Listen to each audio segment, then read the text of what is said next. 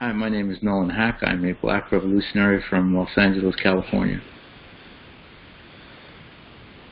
My name is John Kane. I am a radio show host, a native activist. I am Mohawk, and I live on the Cattaraugus territory of the Seneca Nation. My name is Julie Guy. I'm from Jackson, Michigan, Potawatomi Native activist. All right. And the topic today is how do we make sure our efforts against the system, this government, and stopping this double genocide that we are still under, how do we make sure those efforts are proactive and not reactive? And watching last week's roundtable that I was not on, I remember, Julie, you said that it's very difficult for Native people to come together nationally and go after the main problem, as I kind of just alluded to, of being under the thumb of this type of oppression from the state. And I was kind of thinking, you know, we have similar problems in the black community, at least from the standpoint of there being, like you guys, so many problems. Obviously, we don't have tribal councils or reservations in that type of sense, but just the amount of problems and trying to figure out what to tackle next and how much time to spend on it and all that. And you could look at right now. You have Trump's trying to take Bears Ears in South Africa. We're running out of water. There are pipelines all over the country. The death by cop stats have gone up to 271 this year alone. Of course, there was Stephon Clark a few days ago. It was only 23. And that's a problem that happens every single day. So what do you guys think in terms of what your thoughts on how we can be more proactive to go after this system instead of being reactive every time something like a cop killing or a death by cop situation is a good example of that, instead of being reactive of the genocide that we're under? Well, I guess I'll start off. I think part of the issue is taking on the system really what we should be doing, or should we be untangling ourselves from the system? And that's what I try to advocate more than anything. I think the idea that we're going to plug ourselves into the system and fix it. Every time I see another Native person running for Congress or a judgeship or a governor of a state or whatever else, I'm thinking, well, why aren't you stepping up as a leader among your own people? What the hell are you trying to run a state or represent a congressional district that is going to be predominantly white people anyway? Why are we doing that? Why are we plugging ourselves into that system or looking to have that system fixed, looking for congressional fixes or legislative fixes to the problems that the very people that we're going to cause? I think to be proactive is to try to remove yourself from that system as much as possible. And in saying so, I guess I'm really meaning isolate yourself and create a level of independence from that system. I'm not saying that we build a wall, or we, bury our head in the sand or anything else. But I think we have to understand that in order to maintain a level of distinction, we have to be distinct. And I think that's the problem. I think we are still caught up in how we manage to have some say in where we end up in this process of assimilation. And I'm saying assimilation is genocide every bit as any other aspect of genocide is. And I think if we try to have a warm, comfortable, cozy place within that system, we are always going to be under the gun.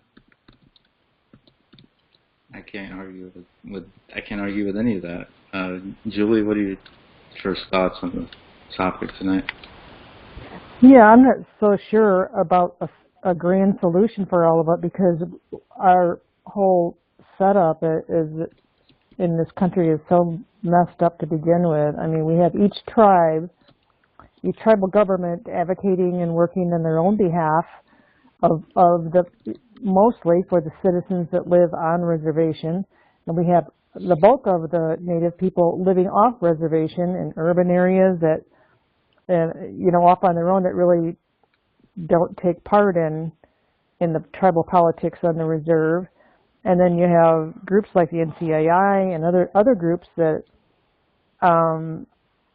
they can't or aren't tackling the big problems that affect all of us.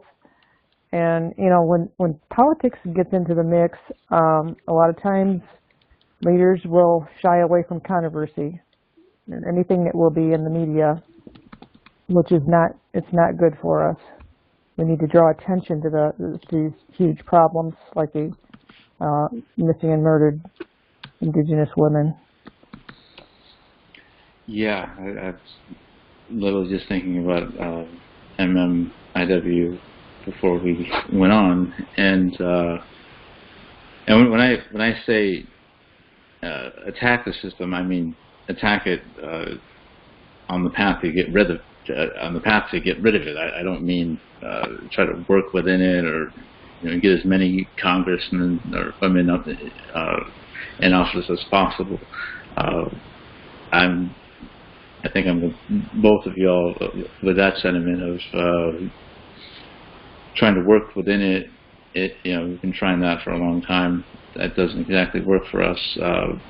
So that, and John brought up an interesting point, and we've talked about this on a much earlier episode of separation, not segregation. So as of now, the system isn't going anywhere. It's not going anywhere. The U.S. government is still very powerful.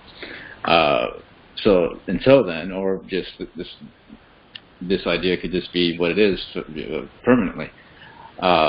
Separation, meaning we are given independence over our own communities, and some high lump of money would be, and this is semi-hypothetical, but some sizable chunk of money would go into both of our communities and number of communities. So basically, okay, we have our own communities. We can talk and go out into different communities with white folks and Arab folks, whomever. But as far as day to day, we have our own communities. We govern them the way we want them governed, and we don't have anybody over our head anymore. And that's one thing Malcolm X is preaching before his trip to Mecca, where he kind of tweaked his ideology a bit. So that being said, what are your two thoughts? Or what are your two thoughts on separation? Well, Julie makes a great point, and the point being that for Native people, which is a little bit a different situation than for other people of color within the American system, but for Native people, there are two distinctions. There are the Native people who live on their territory that are fighting for their sovereignty within a sovereign community, territory, region, nation, if you will. I mean, these are all tough words to wrap your head around sometimes. But then you do have a population of Native people who, because of the policies of reducing the size of our lands, and imposing abject poverty on our lands, and policies that have literally removed people from our lands, we have a large population of Native people who have very little connection to their ancestral lands, to their people as a community. So they're living in urban areas. By some estimates, 70% of people who recognize or identify as Native do not live on Native territories.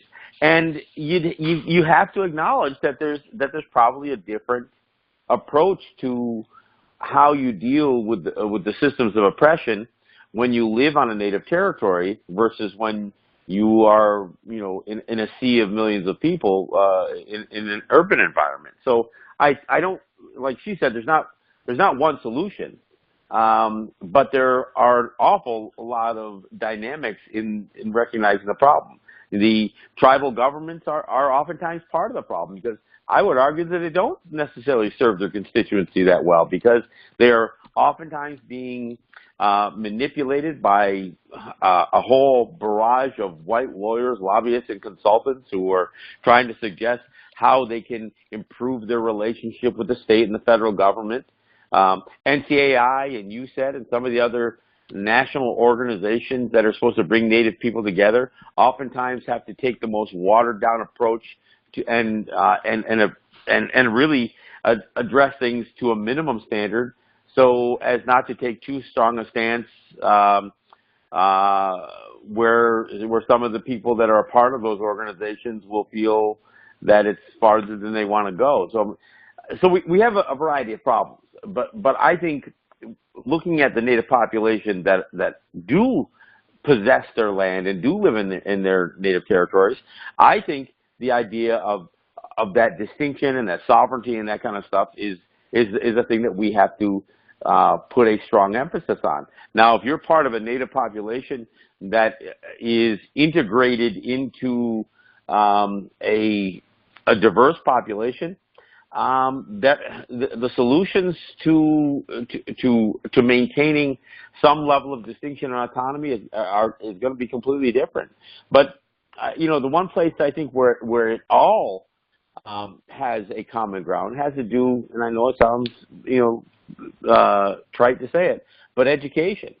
When we consider our 4-year-olds in pre-K and in kindergarten are already being told what a great man George Washington, Thomas Jefferson, and the like are, without ever saying, really informing them that they were slaveholders and slave abusers, and without ever really informing them about the atrocities that any of these guys committed against Native people or people of color.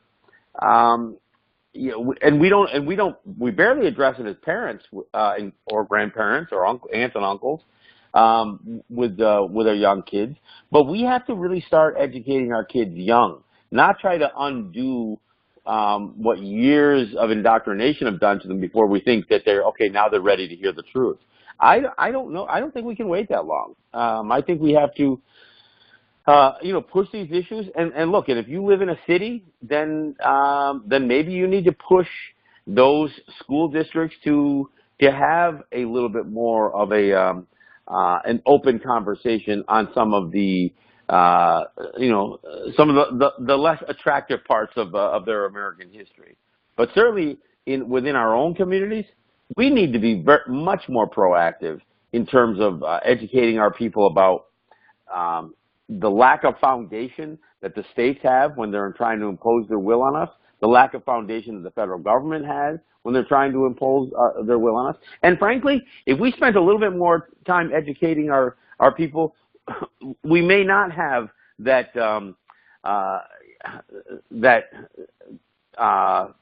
strong or that disproportionate amount of people enlisting in the U.S. Armed Forces, because that seems like the only option for people whose territories are inundated with poverty. I think we have to have a different approach. And of course, I guess to really sum it up, we also have to create opportunity in our territories. I mean, the only way we will ever turn that exodus of our people from our territories, not just to the cities, but even the exodus of our people pursuing what they would consider success. We all want to prop up the Diane Humatiwas or this woman who's trying to run for Congress that's getting a lot of attention.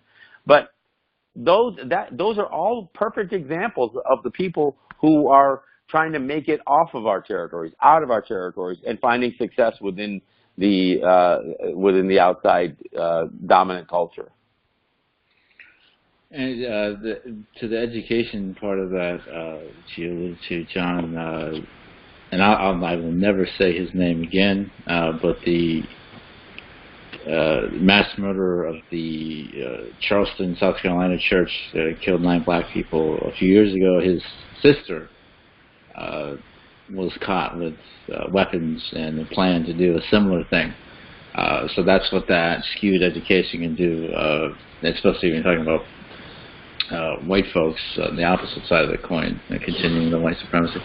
As far as sovereignty and separation, what are your thoughts on that, Julie?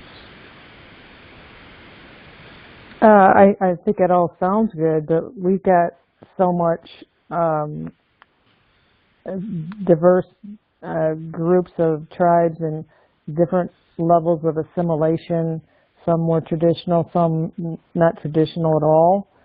I've got brand new tribes. So and there again, you know, a lot of our tribal governments do control the youth programs and the Head Start programs and all that. And, you know, and if you go in and try to create a curriculum for them, you're going to have people that are in control of that and push and back they're state regulated oftentimes too. Mm-hmm. Yeah. So I mean, even those, that's kind of difficult to do. My idea is I think that we need to get a stronger, organized national grassroots activism with Native people, which might be easier than it was before. Now that we have social media, and I think that to tackle the problems that persist everywhere, and try to pull the tribes together to work on the things. I look at Standing Rock. I mean, Standing Rock got worldwide attention, and so it's possible. And that is interesting. You said a national type of thing, and Black folks have that in different areas in terms of organizations. I wouldn't say that we have the same thing that we had in the 60s, where whether you were with an organization or not, it was basically a aura of, okay, this is the movement, we're trying to get free, we're trying to end this, versus now, I mean, and it was then to a point, but much more now, it's infected with liberalism and really just a toxicity of I would say distraction. You know, so much of the movement now, especially talking about Black folks, is trying to work within that system and at the same time call it out. It's you know, being friends with someone, yet you're also enemies with them. It's you know, very confusing and infuriating, but I think that would be very key for Native people to come together more nationally. Especially because, well, can I jump in right here? You know, I have a problem even with that terminology, because you're saying within the nation, as if like we're all somehow submissive to the United States. If you're going to use an expression like that, let's call it what it is: internationally, or continentally, or hemispherically, or something like that. But to suggest that we need to find all of the tribes in the nation in the United States, I mean, we're already. I mean, that very language is a language of submission to the United States. I mean, so you know, and this is the part of the problem. We really have a hard time even adjusting our vernacular when we're addressing these issues. I hear so many times when I hear people talk about being tribal members, or even the use of the word tribe. When I use the word tribe, I mean it as a derogatory expression. And sometimes when I say tribal government, I mean it in the dismissive way that word was originated in the first place. I think we need to stand as peoples, and I think the idea of organizing a larger grassroots movement, I'm all for that. But we just, you know, sometimes our own use of language, and I realize that it's English that we're using, and we get pigeonholed in what these definitions are, or we become ignorant to what the definitions of some of these words are. I just think that we have to figure out how we build coalitions, and whether we want to talk about them in a grander scale than than just a confederacy or or whatever else. But if we're going to talk about trying to build a larger coalition of of people of color, or unity with people of color, or coalitions within distinct groups, then I can we stop? I guess framing ourselves within the context of the United States of America. You're right. You're absolutely right. Speaking for your people, there's Native people in Latin America, there's Native people in Canada, there's Native people in South America, Black folks, the Caribbean, obviously Africa, and it is very difficult to decolonize your vocabulary. Like you said, tribe versus nation, and then there's so many different labels or options to call Black people. Black, Negro, African American, like colored. It's a maze. It's honestly colonization is the maze, and we're still trying to get out of it. Well, and I think trying to use language that is appropriate is part of that proactiveness that I think we need.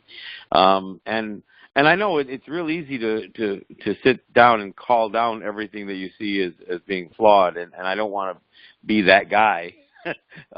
But I mean, part of the reason I have a problem with NCAI is because they call themselves the National Congress of the American Indian. I mean, they've got nation in there. They're using their word Congress rather than council. And then they've got the American and Indian. Every one of those words is a colonist expression, and that's the name of their organization, for Christ's sake.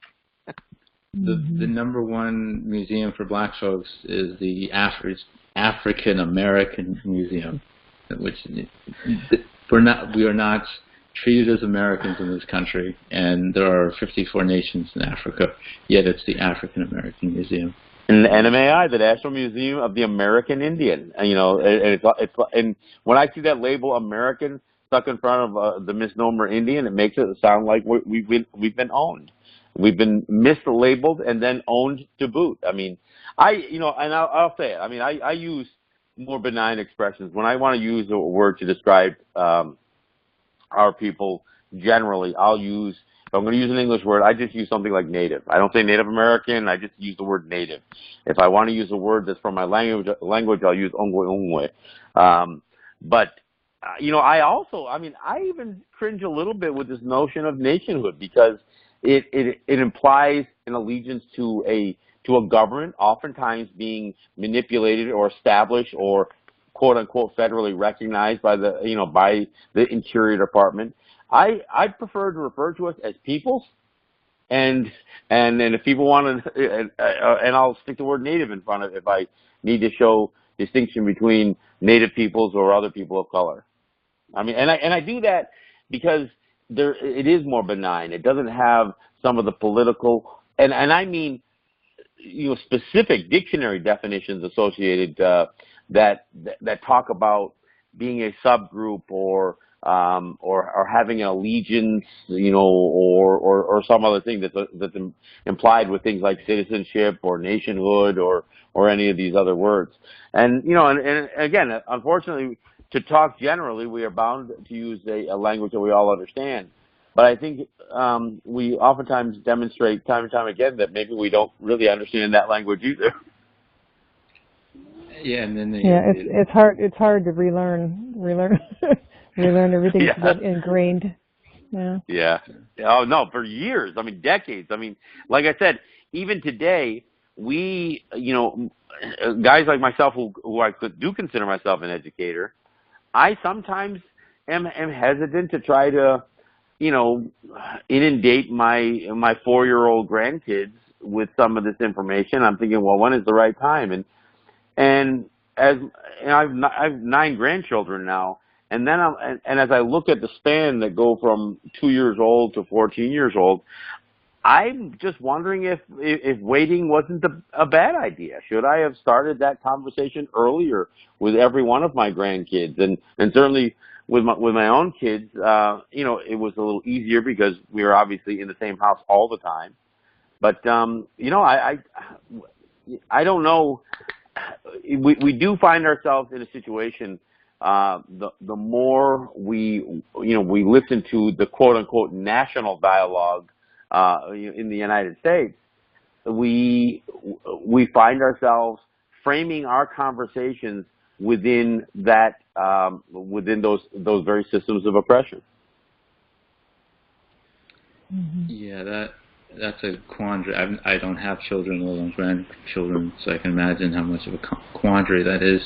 When do you drop the bomb? Because it is a bomb. It changes your whole axis of how you view where you live and view the world and view yourself as a person. And to the mistake that I made talking about using the term, I don't know the exact term I use, national, I guess national movement or whatever I said. There are over 7 billion indigenous people in Bolivia. There are 6 million native people in Peru. In the United States, in terms of people who identify as native, there are less than 5.5 million. So that right there shows you how much bigger the native and the percentage of that number that has been very assimilated is so much more significant than in some of the places like Bolivia or Peru. So I mean, but that is part of the problem. But you know, I guess to get back to the original topic, you know, I think in order to be proactive, being proactive, if we're trying to address their systems of oppression, then we're already being reactive because we are reacting to that system. We're trying to address, you know, that oppression. And I'm wondering if at some point we don't need to put a stronger emphasis on our progress rather than their oppression. And I think trying to be proactive means that we do some things that are lifestyle changing, and it doesn't have to necessarily be as dramatic as what some people might think. But I think if we begin the process of changing how we getting back to an earlier episode, how we define success, you know, how we define a better lifestyle. I think that these things that we can do on our native territories, but we can also do these things within any pocket of people who find some solidarity amongst each other, whether it's native peoples in a city or if it's peoples of color within an urban environment. I think there are things that we can build coalitions, not necessarily to address oppression, but to address raising the quality of life. That to me is really the only proactive thing that we can do. Everything else is reactive. That's a good point. That's true. Everything else is reactive because, say, no matter how you went, like the death by cop problem, no matter how you go about that problem, you're still reacting to that problem which comes in the system. Well, and I want to be clear. I'm not saying we don't need to react to some of that stuff. I'm going to fight mascot issues every day. I'm going to fight death by cop. I'm going to fight, some of the systems of oppression that I can't remove myself from necessarily. I'm still going to fight those things. But the conversation here was about how do we be proactive rather than reactive. And I think we could do a separate show on how to be reactive and do a show on how to be proactive. But those are two different strategies addressing, I think in many ways, two different issues. One is how do we address our own self-serving needs and be proactive versus how do we be reactive to the systems of oppression that are trying to cripple us. Well, let me rephrase the topic and the actual question. Since you very eloquently picked it apart. But being serious, looking at so many of our problems on both sides of the table, especially since a lot of them intersect, like the death by cop situation. How do we look at these problems and go, okay, if we go after this problem and do it this way, then we're getting ahead of the 8 ball, versus if we keep taking this course of action and go after these problems in terms of spending more time on it, we're getting behind the 8 ball. How do we use the measuring stick correctly in those situations?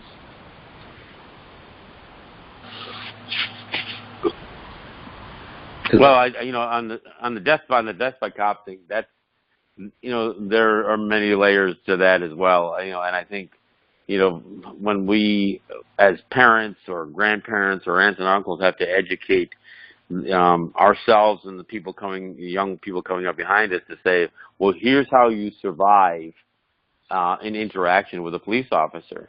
And surviving an altercation or interaction with a police officer is not the same thing as tackling the death by cop issue. That's what do you do to avoid being killed?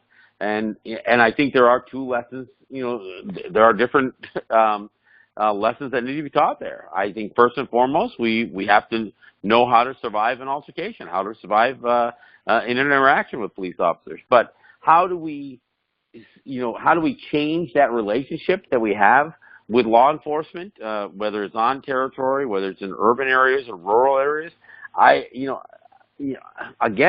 think that we have to be better educated about what rights there are, what rights you do have, and I think that we have to be, perhaps more engaging to law enforcement. I'm not saying every cop is a bad human being. I think everybody who became a cop made a questionable decision on what they chose to do for a career, but that's a whole other issue. But no, I think to look at a lot of these systems of oppression, I think we have to, there's two lessons there. One is, how do you deal with the systems of oppression to not put yourself in too much in harm's way? That's one thing. The other thing is, how do you change or try to dismantle those systems of oppression? You're not going to dismantle the U.S. justice system. It is what it is. But how do you become proactive to avoid being the victim of that justice system? And how do we teach our people to seek alternative ways, even to seek justice? I mean, how do we look at restorative justice programs, whether it's on our territories or whether it's in our community, wherever that community might be? I think these are some of the things. Sometimes we're the ones calling the cops. Sometimes we're the ones that are inviting the cops into our home to be oppressed by them. So this is part of the issue that I think we have to we have to learn more about. And that's I just had a flashback of when you brought up calling the cops. A friend of mine named Gabriel Blackout, his brother is named Paul Castaway, and their mother called the cops because Paul had problems with schizophrenia, and cops came. Mother was just asking for help, and Paul never charged at the officers or threatened them at all, but they executed him on the front lawn with his mother watching. But looking at, especially look at the cop problem, and you made a good point bringing up how do we seek justice. And I can't blame any of these families for trying to get these killer cops in prison for the rest of their lives. But I'm also a very logical person. I always try to look at logic, like what is reality? What is going to most likely happen? Or in this case, we're talking about how much are they convicted? Virtually never. So with that, proactive, reactive, or whatever you want to call it, should we just completely skip the step of trying to prosecute a police officer when they kill one of us and just go for the city's pocket, get the family money, and then try to go after the police department, and just in terms of shining light on how dirty that police department is and that cop, and using that as a springboard to go, well, look at cops in general in the country, and so on and so forth. Well, first off, we don't prosecute. They do. We don't prosecute anybody. With the possible exception of prosecuting somebody in the court of public opinion. So, I don't begrudge anybody who accepts a settlement when they're taking a civil action against a police department or a police officer or whatever else. I don't begrudge anybody for doing that. There's certain basic realities of life that that can vary depending on what your situation is. So I would never begrudge somebody that. I believe that those cops should be prosecuted. Will they be prosecuted? Of course they won't. But this is where again, when you talk about being proactive, I think that we should step up and be engaged in a campaign to hold these police departments, the individuals and the departments at large, accountable in the court of public opinion. It's the only place, and this is, Julie mentioned that we do have opportunities today because of social media that we didn't have before, and I think this is one of the areas that when you talk about being proactive, we do need to be more proactive. We need to make sure that we organize ourselves within within social media, whether it's any number of the platforms, Twitter, Facebook, whatever, YouTube, and I think that we have to be more active in being truthful and in being articulate in how we address the injustices that both individual cops and the systems that protect them, how they operate, and in that network. I mean, I put stuff on YouTube all the time. I'm lucky to get a YouTube video shared 50 or 60 times. So and it doesn't matter how strong a show it is. My Facebook videos might get a couple of thousand views, but I don't even know what a view is. But we do need to organize within social media so we have a bigger platform within the larger public domain to have our. I mean, if a kitten video can get 1 million views, why the hell can't we get a decent number of views to making a solid case against a dirty cop?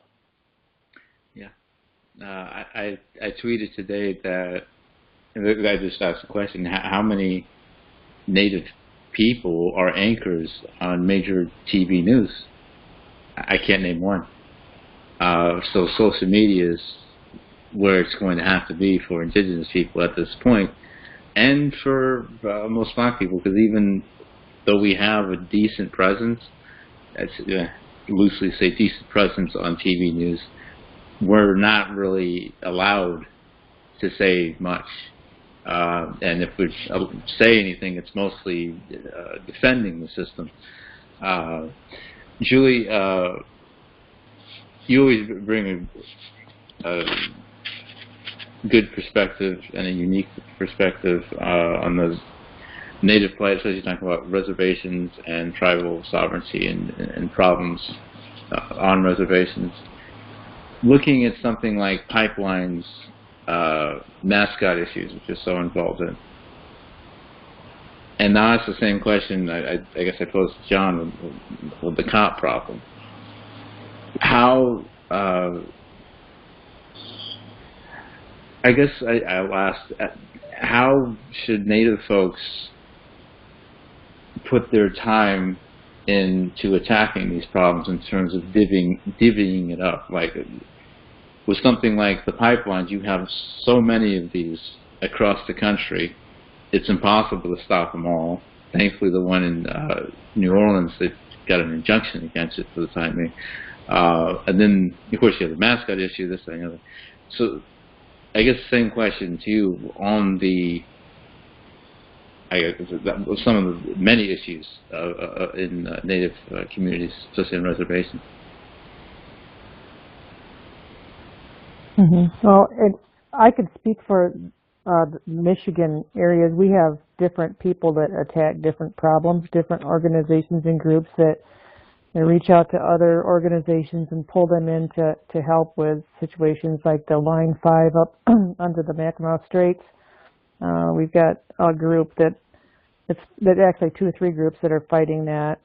And then we have the Michigan Coalition Against Racism in Sports and Media. Does a lot of the lower peninsula mascot issues, and the state with the bills in the legislature. So there's another group that does works with fracking, the anti-fracking group. So I mean, there's different organizations formed to deal with different things, but you know, sometimes they're a little bit, they help each other, and they communicate with each other in social media, so that you know we can sign petitions, we can call legislators, you know, to support certain bills, and call the governor's office, and you know, we help each other in that regard. So, I mean, that's how we're dealing with it here in Michigan. So I guess it also goes to your original point of broadening that base, nationally, internationally, what have you. So those, since there's so many of those problems, they can be better attacked. If I'm understanding correctly, that would that be the next step that you believe Native people should take as a whole, just combining those resources together nationally and internationally to go after all these problems? Yeah, I guess I'm not sure, but like John said, I know education's at the basis of it all. I mean, that's how we got into this mess, is the miseducation, as far as being erased and invisibilized, and we still don't have the curriculum from grade school on up that accurately represents what actually happened since European contact and before European contact. There's nothing. And it's all one-sided, and it continues to be one-sided, and we still have to start teaching PhD legislators and professionals stuff that they should have learned in first grade. And you know, our people can get educated and become journalists and lawyers and everything that can help us out, but we just have to make sure that they don't turn into Ben Carson's. Yep. Go to the other side. One of the big shames of the black community.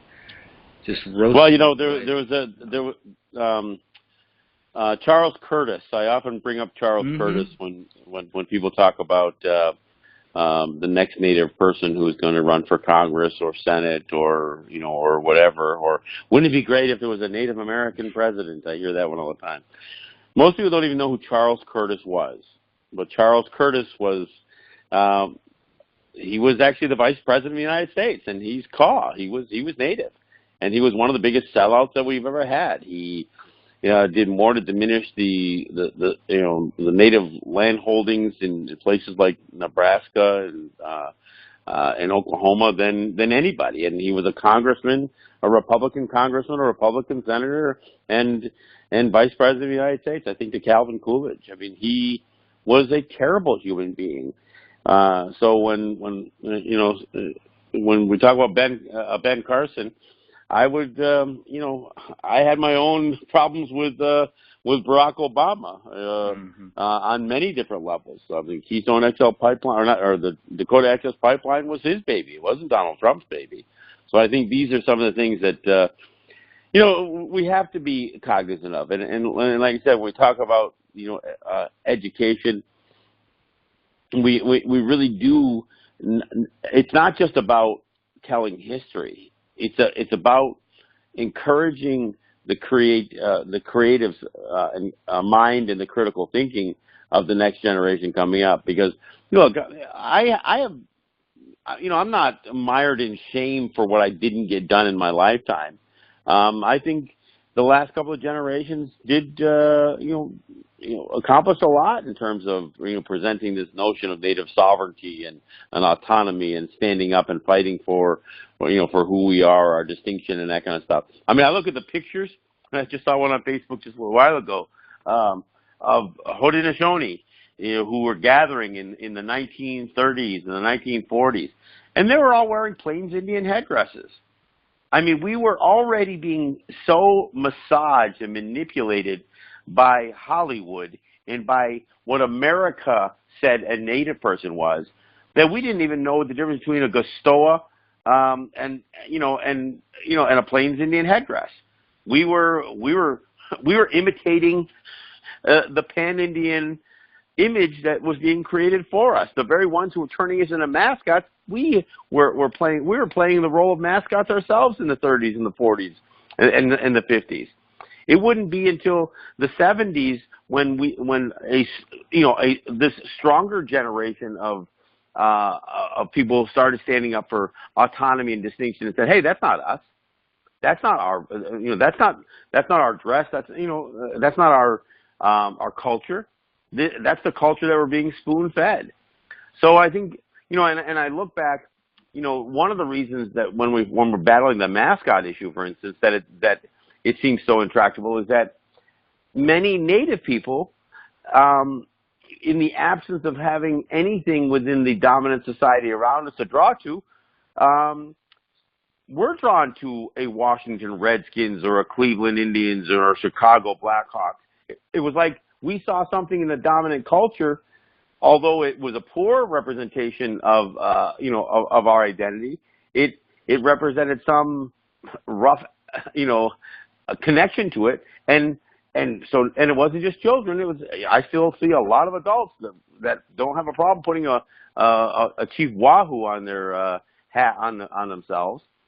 But now we know a little bit better, and now we realize what an exploitation it was, and what a mockery some of that was.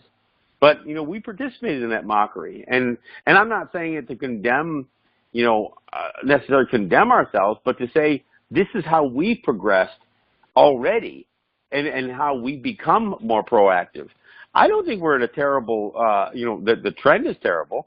I just think that the more we see the stakes are higher. I think we've accomplished a great deal in the last 30 or 40 years, but there's obviously much more to do, and the question comes down to what's posed here in this conversation.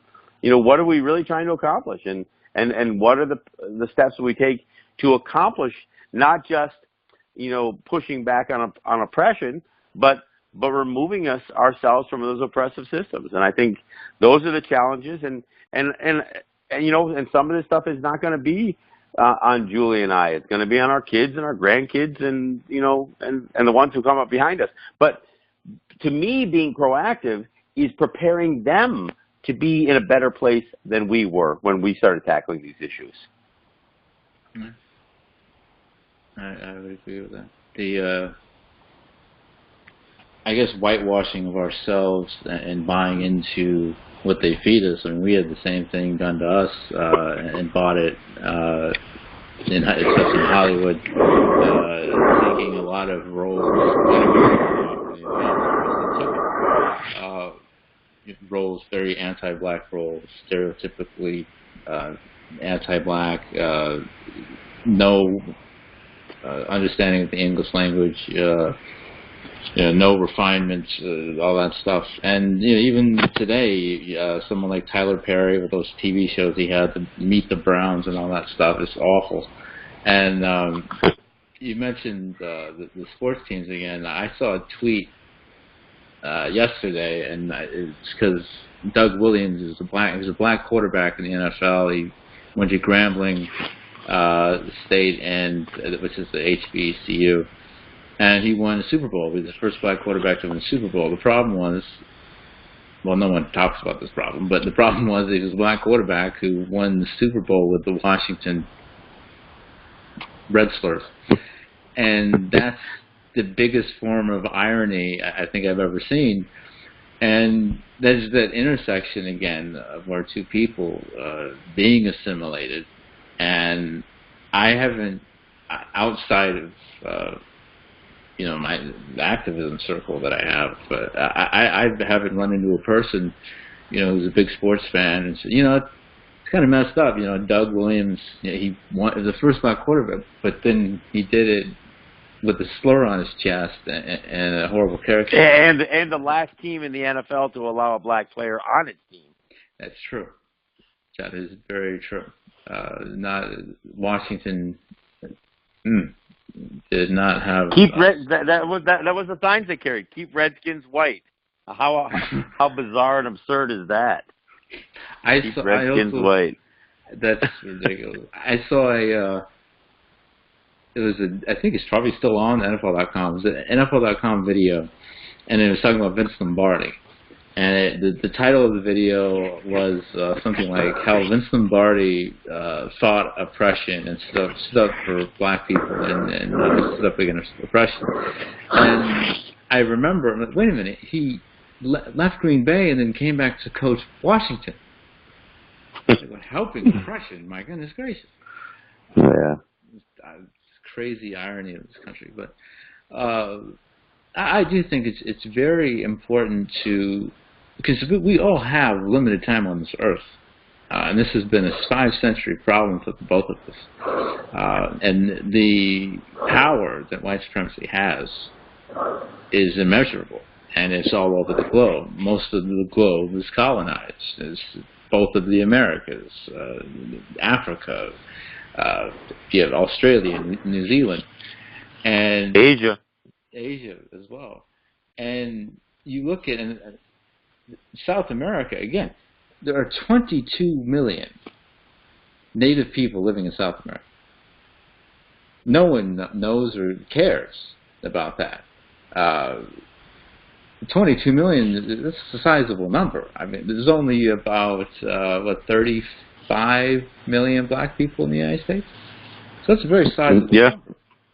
And back to the education aspect of things, that's something that should be taught right up front, along with who were the first people here, what were their customs, what were their politics, what were their beliefs, and then you go from there. But so much of that most of it, is not taught. And we have Doug Williams playing for the Washington Redskins winning a Super Bowl. But that's one thing in terms of the proactive and the reactive stuff, looking at how much time to spend on certain issues and what routes to take. Because and that's a good point to make, because I think everything is relative, right? So I mean, one of the things that folks like Julie and myself sometimes run up against is when people suggest, "Oh, I don't know why you guys are fighting this mascot issue. There's certainly more important things than that to deal with." And so while you could make that claim, but it's not like we have to stop fighting for anything else because we're trying to raise awareness to the racism associated with the mascot issue. And and of course, when people try to trivialize the dehumanization of a people by misappropriating our images and that kind of stuff, they don't think about what the long-term effects of the stuff. But things kind of get momentum. Right now, everything seems to be about being a water protector. And even in Seneca Territory where I live right now, both the rivers, the Cattaraugus Creek and the Allegheny River, have a certain level of contamination. The Cattaraugus Creek has the West Valley Nuclear Storage Facility that is leaching radioactive contamination into the river. It's 30 miles upstream of the Cattaraugus Territory Seneca Nation. The Allegheny River, the fracking companies in Pennsylvania want to dump their fracking wastewater into a waste treatment facility at the headwaters of the Allegheny River, which flow through Seneca Territory.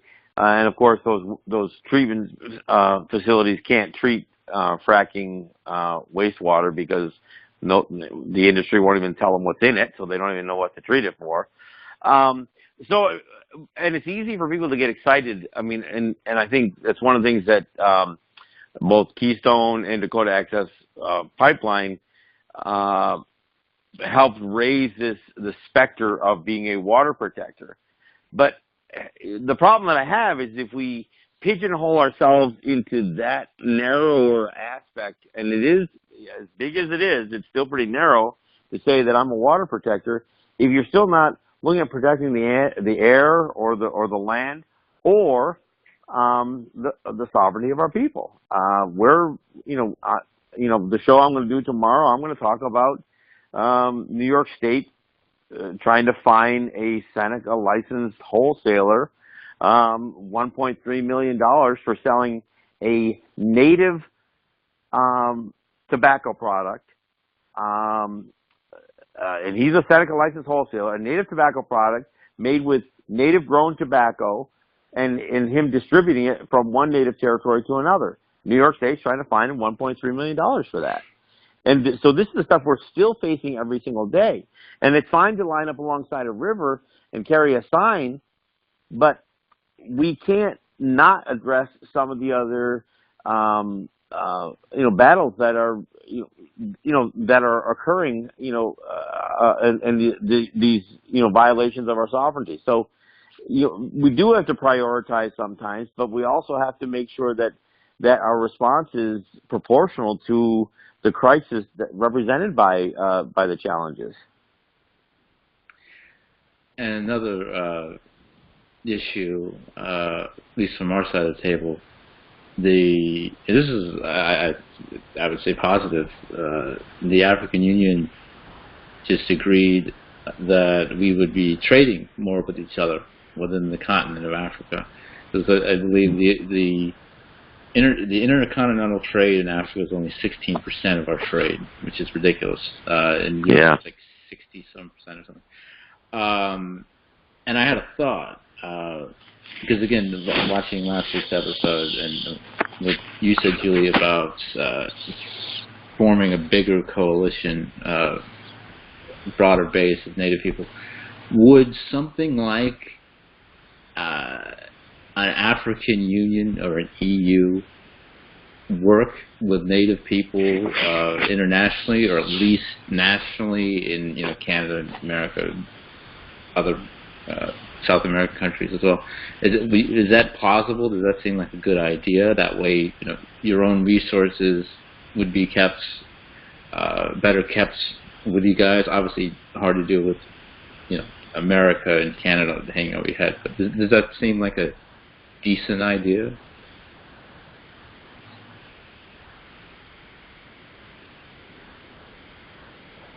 I don't know how effective it would be. I mean, it would be good to collaborate. As far as organizing to make change, I'm not sure. Well, I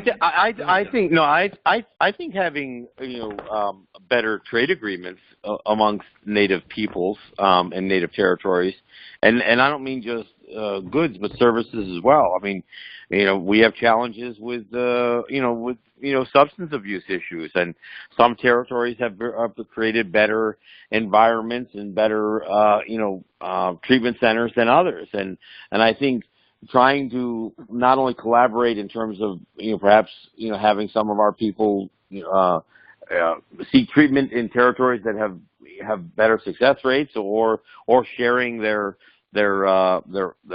treatment processes. I think having more collaboration or more trade and commerce, and that trade and commerce, including goods and services, would be a good thing. One of the things that I found particularly disturbing for the last few years, when I've heard the NCAI do their State of Indian Nations address, I remember hearing Brian Clattersby, who was the president at the time, stand up and say that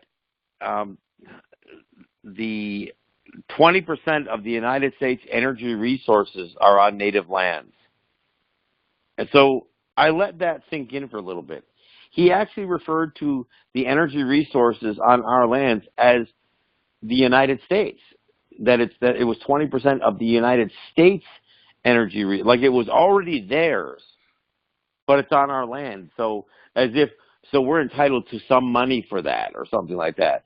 But never saying, okay, well, what do those energy resources represent in terms of native need?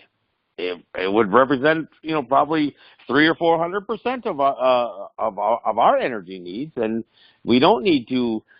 Part of the problem we have with many of the extractive industries isn't just the damage that it does environmentally because of what the act actually is, but it's the rate at which some of that extraction.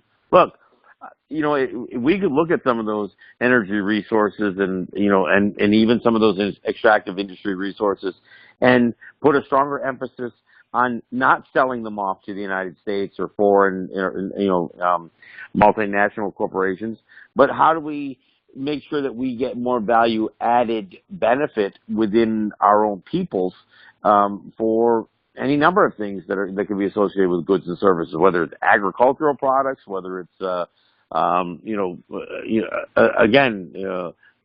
food, services, manufactured goods, whatever that is, traditional stuff, and progressive technologies, for instance. These are all areas that our territories could represent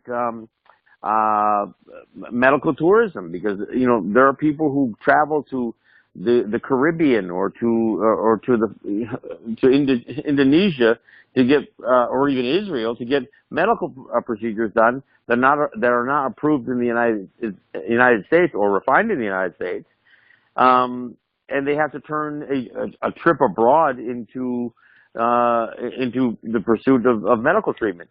We could create some of those same things on our territories and then collaborate even with the existing industries we have. I mean, whether it's the gaming industry. I don't know any native territories that cooperate with each other in terms of cross-promoting their hotels and the resorts with each other, or any of their entertainment venues. These are all things that could be done, that are that cause or that create a certain level of collaboration, even if it starts off being predominantly commercial. I think it's the start of something that that could be that certainly puts us more together as we're addressing some of the challenges that any number of our industries face, whether it's gaming or agriculture, manufacturing, or the extractive industries. Mm-hmm. Yeah, that does create synergy when you communicate and collaborate with each other. It's just like we talk with Native Twitter, and we collaborate on different and assist each other on different mascot schools that somebody is battling in whatever state, and we help each other in that regard, letters and calls and education and all that type of thing. So yeah, that's a really good idea, actually, that medical thing, John. That's excellent. We could get and you mentioned Native Twitter. Years ago, I think it was on Coeur d'Alene territory. They created a platform called Rescast, which was for sharing videos and audio. And I used to use Rescast. I used to upload all of my shows to Rescast, and then use Rescast links and that's REZKAST. It still exists today, but it had a bit of a growth, and then it became absolutely marginal. They had a bunch of technology problems, and I remember they lost a whole bunch of data and that kind of stuff. But there's no reason that we couldn't take another shot at that, whether it's reinvigorating something like Rescast or starting something else. There's been talk about doing cryptocurrencies, that could have a native foundation to it. But I think the idea of doing, we mentioned that there's no native news anchors. There's no native networks. There's no native social networks. We've got group pages, groups within the network, but we haven't created our own platform. And, frankly, that would be another way to bring us together. And I'm not talking about trying to create sexy native pages like on Facebook. I'm talking about trying to do stuff that allows us to have meaningful network relationships, not just pickup sites, But I was disappointed that Rescast did stumble so much, and I essentially stopped using it. Although I still have a couple of years worth of shows that if I need to share, I can still send a Rescast. Look up a show that I posted on Rescast back to 2 or 3 years ago. I think that's one thing both of our people and other people of color need to really think more about. You use the word, Julie, synergy, being together on a wider scale. And I continue to look at Palestine and the problems that they continue to have on their land.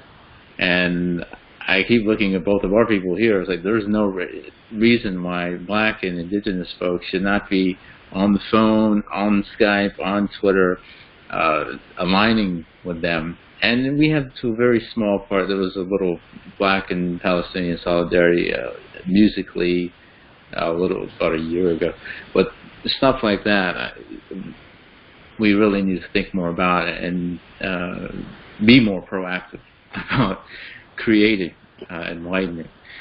But this has been, as always, very in-depth, and always glad and privileged to share this space with you all. And hope you'll have a wonderful week, and hope to see you two and others back next week. I'll be there when I can, and I think next week sounds good to me. So I look forward to it. Thank you, Nolan. Indeed, Julie. Privilege. All right, thanks, Nolan. Bye-bye. Yeah. Bye, Julie.